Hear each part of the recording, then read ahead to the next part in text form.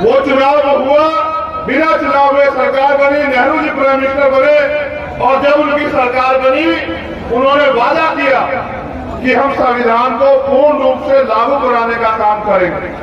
और आज तक भी हम इस उम्मीद में हैं कि कब संविधान पूर्ण रूप से लागू होगा, क्योंकि दुनिया का अगर सबसे बेहतरीन संविधान कहीं है तो वो कॉन्स्टिट्यूशन ऑफ इंडिया है, वो भारत का संविधान है।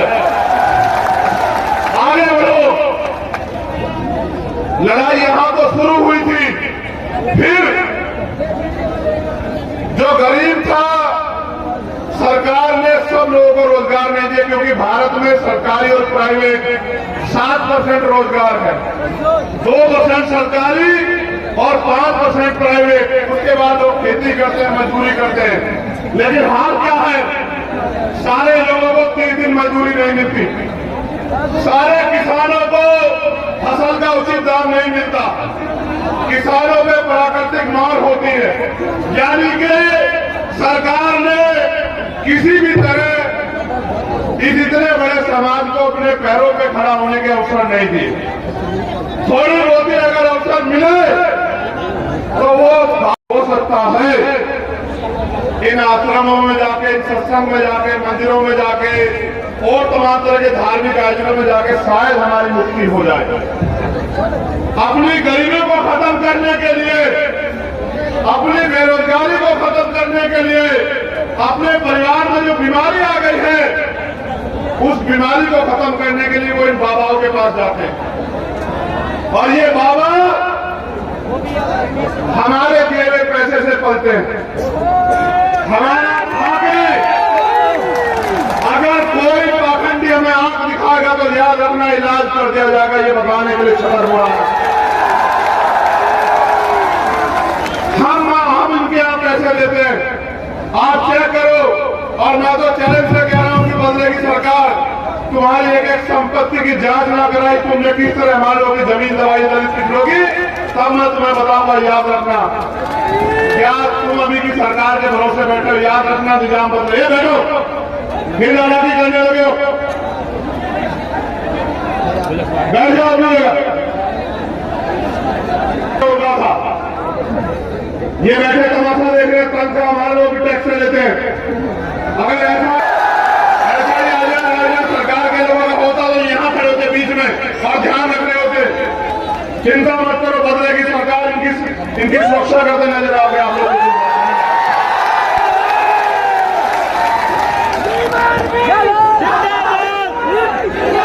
एक मिनट हो जाओ।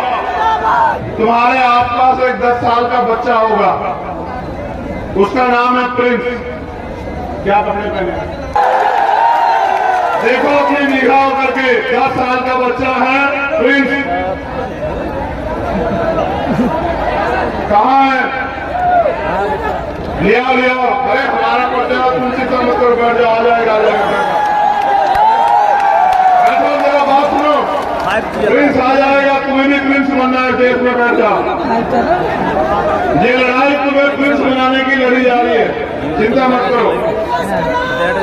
जो हो जाओ, बात सुनो, गौर करो।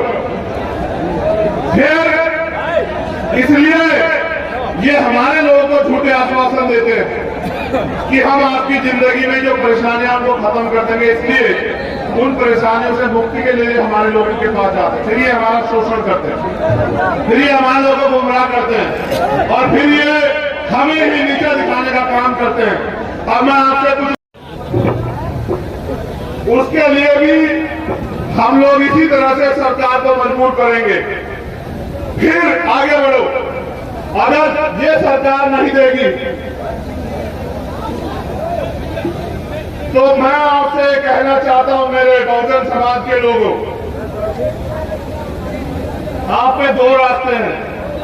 चाहे तो बैसाखियों के सहारे रहो, चाहे किराए के मकान में रहो, या फिर अपने आंदोलन को इतना ताकतवर करो कि यहां इस मंच पे बैठे, आपके बीच में बैठे गरीब के बेटों को भी आपकी लड़ाई लड़ने का अवसर मिले। और जिस दिन आपने इस बात को समझ लिया कि जिन्होंने 75 साल में आपको जानवर से ज्यादा कुछ नहीं माना, उनका साथ छोड़ के आंदोलन को, अपने संगठन को, अपनी पार्टी को मजबूत करना है, मैं उस दिन कहता हूं कि आपकी तरफ आंख उठाने वाला मध्य प्रदेश में कोई माइकल आज पैदा नहीं होगा। मेरा वाला क्या दोबारा किसी सेना ने कहा कि हम आंदोलन करेंगे आपके अधिकार के खिलाफ? एक बार आपने ताकत दिखाई, एक बार में सबको पता लगा कि इनको मत छेड़ना। एक बार आपने ताकत दिखाई थी 2 अप्रैल को। मैं इस मध्य प्रदेश की भूमि को नमन करता हूं। ये क्रांतिकारियों की भूमि है, इतिहास गवाह है।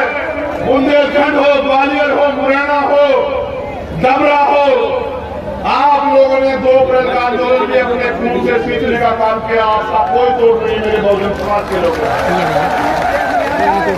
मैं आपसे ये कहने आया हूं, आप ये बताओ पूरी ईमानदारी से, जब आपके अधिकारों के खिलाफ आंदोलन इस प्रदेश में हुआ, क्या कोई नेता आपके पक्ष में बोला? अपने सच्चे मन से हाथ उठाए बताओ, बोला है नहीं बोला? नहीं बोला ना। यानी कि अगर आपके अधिकार छीन में जाएंगे तो नेताओं को फर्क नहीं पड़ता।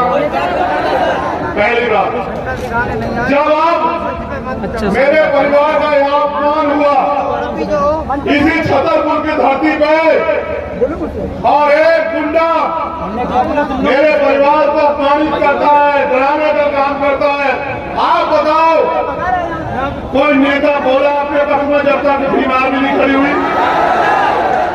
यानी कि जिन्हें आपके मान सम्मान से भी मतलब नहीं, जिन्हें आपके वजूद से भी मतलब नहीं, आपको उनको ताकत देनी भी बंद करनी पड़ेगी मेरे बहुजन समाज के लोगों, वरना वो आपसे ताकत लेंगे। देखो, गौर करो मेरी बात पे, आप जिसको वोट दोगे वो ताकतवर होगा, ठीक है?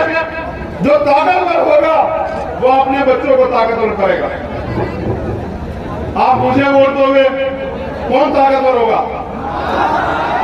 मैं ताकतवर हूंगा तो तरक्की किसकी होगी बताओ? ना मुझे यहाँ से विधायक बनना, ना मुझे यहाँ से एमपी बनना, ना मैं यहाँ मुख्यमंत्री बनना चाहता हूँ। मैं तो आप लोगों को आपके पैरों पे खड़ा करने के लिए यहाँ मध्य प्रदेश में आया। क्या मैं इस सरकार के आगे हाथ फैला रहा हूँ अपनी किसी मांग के लिए? ना मुझे कोठी चाहिए सरकार से, ना बंगला चाहिए, ना सुरक्षा चाहिए, ना इनका कोई साधन चाहिए, मगर मुझे एक चीज चाहिए। हजारों साल मेरे लोग अपने देश में अन्याय का सामना करते रहे, और मेरे रहबर बाबा साहब अम्बेडकर अपने 4 बच्चों को कुर्बानी देके गए। मान्यवर काशीराम साहब ने अपना पूरा जीवन लगा दिया। ये है प्रिंस, प्रिंस को एक एक करके आगे भेजते जाओ। बहुत बहुत आप बैठे रहो, देखो पता लगाना किसके पर्चे में ज्यादा दम है। प्रिंस के लिए रास्ता बना दो, बहुजन समाज के योद्धाओं रास्ता बनाओ। ये बाबा साहब अम्बेडकर के अनुयायी हैं, इनका मुकाबला कोई नहीं कर सकता है देश दुनिया में, सब लोग जानते हैं। आप लोग बैठ जाओ, प्रिंस को आने दो और प्रिंस को अपनी मां को सौंप दो। अब मेरी बात पर गौर करो, समय कम है। आप आज आए हो, यहाँ जाना चाहिए था उस गुंडे को जेल, लेकिन सरकार ने जेल की घोषणा कर दी। पहले मैंने भाई सुनील बैरसिया जी को भेजा, आरडी प्रजापति जी को। मैंने इनसे कहा भाई जाओ, ओबीसी महासभा के लोगों से कहा भाई जाओ और जाके देखो कि क्या है सही मामला। फिर इनको भेजो, जल्दी अंदर भेजो, भेजो भेजो, बहुत अच्छे। जेल, उसका दिमाग खराब हो गया था। उसे लगा कि सुन लो पहले कि हम ही सबसे बड़े ताकतवर हैं। उसे लगना भी चाहिए, गलतफहमी किसी को भी हो सकती है। हमारे यहाँ तो कहते हैं कुत्ता पालो, बिल्ली पालो, बकरी पालो, लेकिन गलतफहमी मत पालो। तो उसे गलतफहमी हुई कि वो शराब के नशे में गया और पट्टा पिस्टल जो भी हो वो लहराते हुए उसने हमारे लोगों को अपमानित किया, हमारे परिवार को बेइज्जत किया, हमारे लोगों को गालियां दी, हमारी बहन की शादी को डिस्टर्ब किया, उनको धमकाया। हमारे लोगों ने आगे बढ़ के जब मुकाबला किया तो मुकदमा दर्ज हुआ। जब मैंने घोषणा की कि हम आ रहे 17 तारीख में सरकार सुन ले, इन्हें लगा, यहाँ के एसपी भी है भैया, मेरी बात को याद रखना एसपी महोदय, जिस दिन सरकार बदलेगी मुख्यमंत्री नहीं बदलेगा आपको। कानून के डंडे में बहुत ताकत है, कभी हमारी कभी तुम्हारी, याद रखना। मेरे लोग भी तुम्हारी इस चोट का जवाब वोट से देंगे, याद रखना। गौर करो, गौर करो मेरे नौजवान सिपाहियों, मेरे योद्धाओं। उनको पता था कि जब चंद्रशेखर आके लड़ेगा तो वो कहेगा 360 में पर्चा दर्ज क्यों नहीं किया। मैं वकील हूं, वो पूछेगा कि दफा 25 का मुकदमा क्यों नहीं लेगा, लगा वो अवैधता लेके घूम रहा था। बाबा जी ने हमारे परिवार को बुलाया, डरा, परिवार भी डर गया क्योंकि बहुत ताकतवर व्यक्ति है। मुख्यमंत्री उनके यहाँ बैठे रहते हैं, आईजी डीआईजी एसपी उनके यहाँ बैठे रहते हैं, उनको लगा इनके सामने कौन लड़ेगा। लेकिन जैसे ही ये नीले पट्टे वाले पीले पट्टे वाले उनके पास पहुंचे, फिर उसने कहा कि नहीं, डोट नहीं कट्टा था। फिर उसने कहा कि नहीं, उस पाखंडी को जेल में होना चाहिए। इन्होंने जानबूझ के इससे पहले मैं आ जाऊं और मैं 360 और दफा 25 ऐड कराऊं और फिर उसको बेल नहीं मिलेगी। इन्होंने संविधान से डर के उसको गिरफ्तार कराया और फिर उसको न्यायपालिका में हस्तक्षेप करके उसको बेल दिलवा दी। और लोग कहते हैं कि एससी एसटी का मुकदमा, कहा था एससी एसटी का मुकदमा, उसको तो बेल मिल गई। एक आदमी पूरे समुदाय का अपमान करे, ये चाचा खड़े हैं उनके, एक आदमी पूरे समुदाय को गाली दे, मेरे हाथ बांध करके संविधान ने, याद रखना।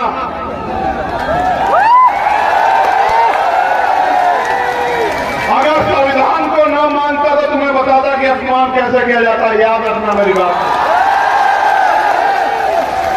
बाबा साहब अम्बेडकर का खून हूं, संविधान को मानता हूं, इसलिए मैंने कहा कि संवैधानिक रूप से लड़ेंगे।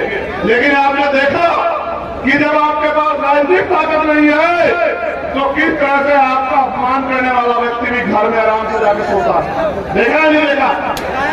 और जो निर्दोष था मेरा भाई आईडी प्रजापति, उसके 1000 पुलिस वाले, वो बता रहा है कि मेरा एनकाउंटर, याद रखना आईडी प्रजापति, तुम्हारी तरफ चलने वाली हर गोली के सामने चंद्रशेखर आजाद खड़ा, याद रखना।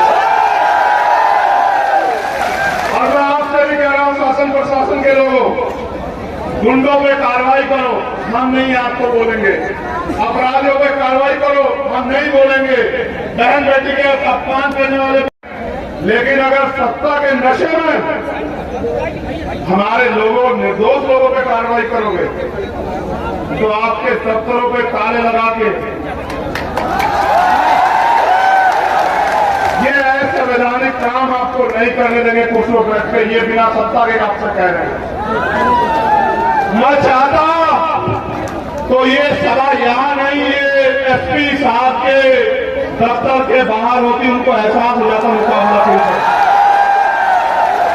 अब एक और बात सुनो, गौर करो, जब तुम पे ताकत नहीं है, मैंने कहा कि हम आदिवासी भाई को मुख्यमंत्री बनाएंगे। बैग लेने जा रहे भाई, इन्होंने मेरे आदिवासी एक बहन को, उसके साथ अन्याय हुआ वहां इंदौर मऊ में, उसकी हत्या कर दी गई। कितनी लाशें उठाओ वहां, मुझे बताओ। हत्या करने के बाद जब हमारे लोग प्रोटेस्ट करने के लिए आए सड़क पे तो गोली चला दी, एक भाई की जान चली गई, कई भाई घायल हैं। जब हमने आईजी से पूछा तो उन्होंने कहा हमने आदेश नहीं दिए। यहां प्रोटेस्ट तो सारी जाति धर्म के लोग करते हैं, गोलियां हमारे सीने पे क्यों? इसका जवाब इस सरकार को देना पड़ेगा। आदिवासियों की हत्या हम लोग नहीं होने देंगे, सरकार को जवाब देना। आपने देखा कि सत्ता के संरक्षण में किस तरह गुंडे खुलेआम घूमते हैं बुलाई जाती है। मैं आपसे पूछना चाहता हूं कि आप मध्य प्रदेश में गुलाम हैं? अगर आप गुलाम नहीं हो तो जो गुलामी की बेड़ियां आपके पैरों में पड़ डालने का काम किया जा रहा है उनको काटने के लिए तैयार हो जाओ मेरे नौजवान साथी। क्या आप नहीं चाहते कि यहां हम लोग स्वाभिमान सम्मान से जिए मध्य प्रदेश में? क्या आप लोग नहीं चाहते कि किसी बहन का अपमान ना हो? बताओ, चाहते नहीं चाहते हो? क्या आप नहीं चाहते आपको रोजगार मिले? क्या आप नहीं चाहते महंगाई खत्म हो? क्या आप नहीं चाहते कि आपको पक्के मकान मिले?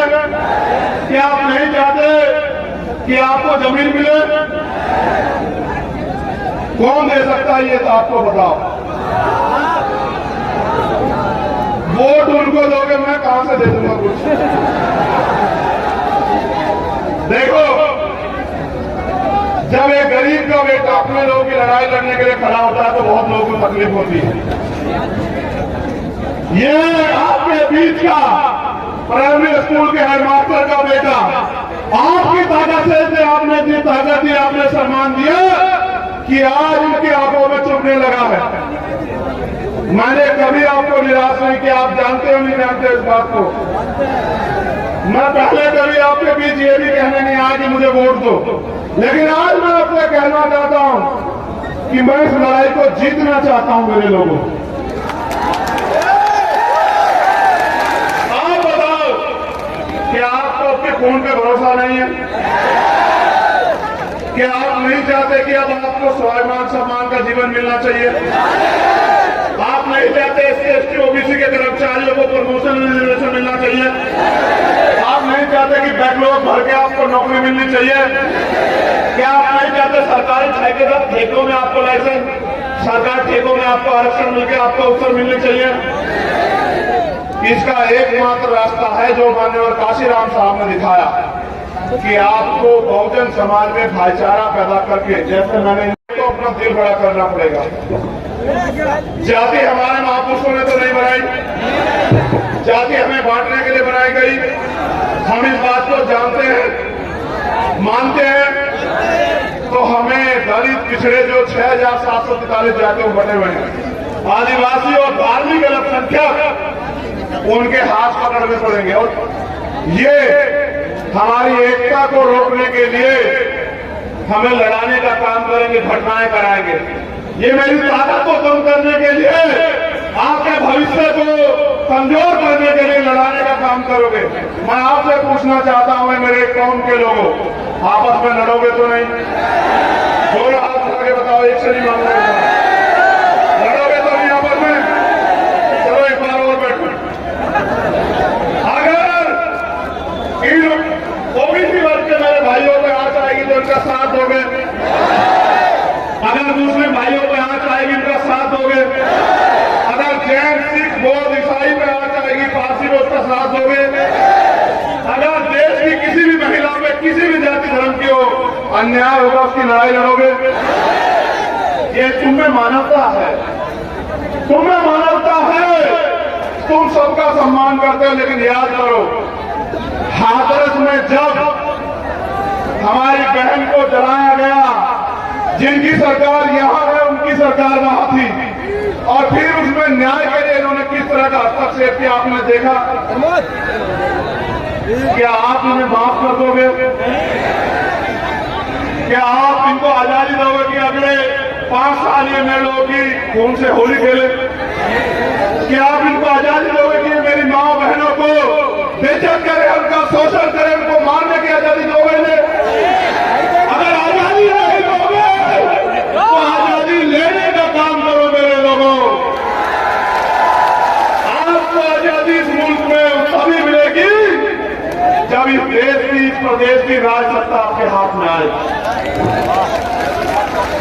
वोट आपका है तो राज किसका होना चाहिए बताओ? जब वोट आपका है तो राज किसका होना चाहिए बताओ? जब आपका राज आएगा, सोचो आपका राज आएगा तो यहां अगर सभा होगी तो कुर्सियां लगी होंगी या जमीन पर बैठना पड़ेगा बताओ? देखो मैं धन्यवाद देता हूँ यहाँ के एक कार्यकर्ता का, दोनों हाथ जोड़ के धन्यवाद देता हूँ। आपने अपने पैसे का सही प्रयोग करके सभा को सफल बनाया।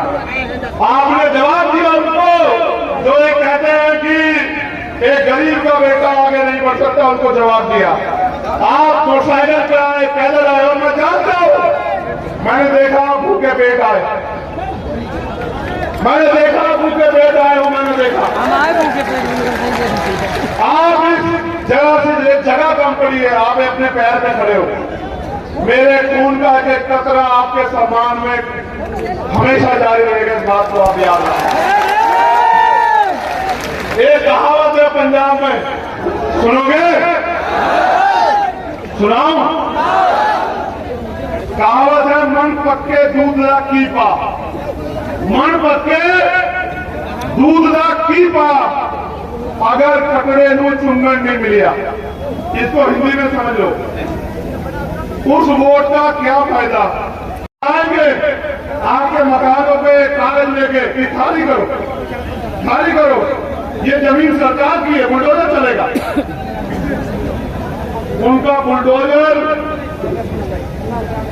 वो भी जवाब देंगे, लेकिन आपका मौका आ गया, आप यहां आए हो तो यहां से प्रण लेकर जाना मेरे साथियों कि इस बार किसी भी कीमत पे हम अपने भाईचारे को टूटने नहीं देंगे और अपने भाई को यहां से छतरपुर की धरती से ताकत देके भेजोगे, ये वादा करना पड़ेगा। क्या तो मुझे कहो कि कोई और परीक्षा बाकी है चंद्रशेखर आजाद, वो परीक्षा दो, क्या तो मुझसे परीक्षा लो या फिर मेरा साथ दो। मेरा साथ दोगे तो आजादी मिलेगी, अवसर मिलेंगे, स्वाभिमान सम्मान का जीवन मिलेगा, मालिक बनोगे। और मेरा साथ नहीं दोगे तो रोज अखबार पढ़ोगे तो यही मिलेगा, रोज खून के आंसू रहोगे। निकलो गांव में, मीटिंग करो, जाओ, मेरी बहनों को, माओ को बताओ कि अब उनके बच्चे, उनका खून मैदान में है, अब उनके सम्मान के साथ समझौता नहीं होने देंगे। आपको आज नहीं तो कल फैसला लेना कि आप यहां गुलामों की तरह जियोगे या मालिक की तरह जियोगे, ये फैसला आपको लेना। मैं धन्यवाद देता हूं हमारे एक एक कार्यकर्ता, नेता, साथी और समाज सेवी को, अपनी बहनों को स्पेशली। देखो, बहनों को एक बार नहीं कहना पड़ाना कि बैठ जाओ, ये है मातृशक्ति का बल, उसका धैर्य, उसका समर्पण। इन मातृशक्ति को आपको जाके समझाना पड़ेगा कि अंधविश्वास, पाखंडवाद से बाहर निकल के बाबा साहब अम्बेडकर की मूवमेंट की तरफ चलो, पूरे साहब की मूवमेंट की तरफ चलो। अगर बनना है तो बनो महामंत्री का भाई लोधी, बनना है तो बनो मां झलकारी भाई, बनना है तो बनो मां पन्ना भाई, बनना है तो बनो मां रमा भाई, बनना है तो बनो मां सावित्री भाई, बनना है तो बनो मां फातिमा शेख, और अगर बनना है तो बनो फूलन देवी। कि इतिहास आपको आपके गौरव से याद रखे। मैं अपनी बहनों से कहना चाहता हूं, एक कदम की दूरी है गुलामी की बेड़ियां काटने में। इस बार पैसे वालों के चक्कर में मत पड़ना, अपने खून का साथ देना, मुझे इस लड़ाई को लड़ने की ताकत देना। मैं पूरी जिम्मेदारी से कह रहा हूं, इस मंच पे आपकी तरफ हर उठने वाली और आपको चंद्रशेखर आजाद के गर्दन काट के जाना पड़ेगा, उससे पहले मुकाबला नहीं होगा। यहां जो स्थापित दल हैं उनके, तो फिर मुझे इस लड़ाई को लड़ने का अवसर देना मेरे लोग। मैंने उस दिन भी कहा था भगवान से, आपकी सारी मांगे जो मांग पत्र आप देते हो, मैं उसको घोषणा पत्र बना दूंगा, याद रखना मेरी बात। आपके चेहरे